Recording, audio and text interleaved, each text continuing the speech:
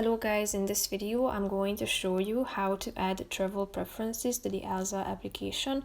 But first I just want to mention, don't forget to subscribe to my channel because at 10,000 subscribers I am going to show you my whole YouTube revenue statistics and growth strategy, how to make money online. Now let's jump into it. First of all, open the application.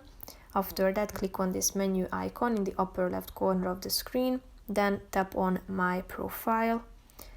And then click on Personal Data. Tap on Travel Preferences, which is the fourth option.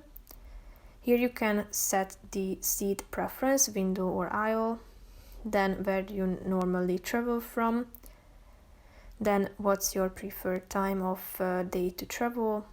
Then you can also select the class that you prefer. You can set more than one options. And you can also set the language for receiving alerts.